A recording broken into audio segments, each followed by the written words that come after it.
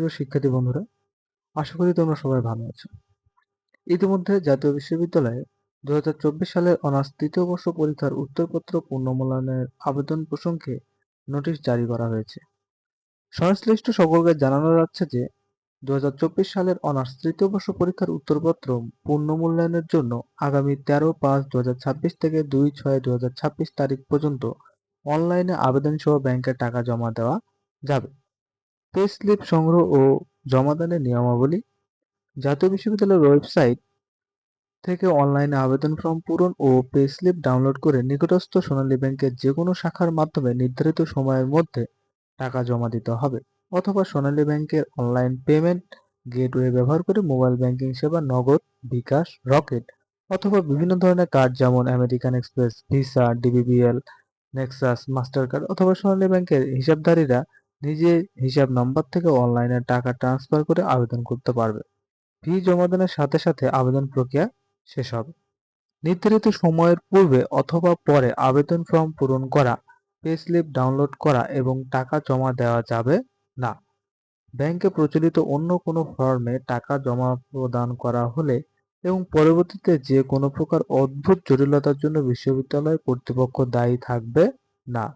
আবেদনের কপি বা পে স্লিপের কপি বিশ্ববিদ্যালয়ে প্রেরণের প্রয়োজন নেই। উল্লেখযোগ্য, ফলাফল পুনর্মূল্যায়ন ফি প্রতি পত্র ১,২০০ টাকা। বিশেষ দ্রষ্টব্য, জাতীয় বিশ্ববিদ্যালয়ের পরীক্ষা সংক্রান্ত অথবা যে কোনো তথ্যের জন্য www.nuac.bd ওয়েবসাইটে প্রকাশিত বিজ্ঞপ্তি ব্যতীত অন্য কোনো সূত্র থেকে প্রাপ্ত তথ্য অনুসরণ না করার জন্য অনুরোধ করা হলো। পরীক্ষা নিয়ন্ত্রক মোহাম্মদ এনামুল করিম স্যার। আহ, তো প্রিয় শিক্ষার্থী বন্ধুরা, 2024 সালের অনার্স তৃতীয় বর্ষে যারা পরীক্ষায় অকৃতকার্য হয়েছে, যারা বোর্ড চ্যালেঞ্জ করতে চাচ্ছ, তারা বোর্ড চ্যালেঞ্জ করে ফেলো। দেখা যায় অনেক সময় বোর্ড চ্যালেঞ্জ করে পাস আসে। তো আমি সাজেশন করবো তোমরা বোর্ড চ্যালেঞ্জ করো। বোর্ড চ্যালেঞ্জ ফি 1200 টাকা প্রতি সাবজেক্ট প্রতি। যদি তুমি একটি সাবজেক্টে ফেল করে থাকো তাহলে তোমাকে 1200 টাকা দিতে হবে। আর যদি দুইটা বিষয় যদি ফেল করো তাহলে তোমাকে 2400 টাকা দিতে হবে। তো প্রিয় শিক্ষার্থীবৃন্দরা, তোমরা যারা বোর্ড চ্যালেঞ্জ করতে চাচ্ছ, তোমরা বোর্ড চ্যালেঞ্জ করে ফেলো। তো আজকে এ পর্যন্তই।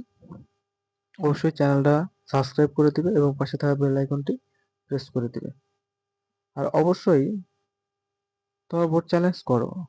সবসময় দেখা যায় বোর্ড চ্যালেঞ্জ করলে যদি তোমার মধ্যে কনফিডেন্স থাকে যে না, আমার পরীক্ষাটা ভালো হয়েছে, আমি পাস পাবো, আমার রেজাল্ট খারাপ হয়েছে কোনো অসঙ্গতির কারণে, তাহলে অবশ্যই তুমি বোর্ড চ্যালেঞ্জ করবা।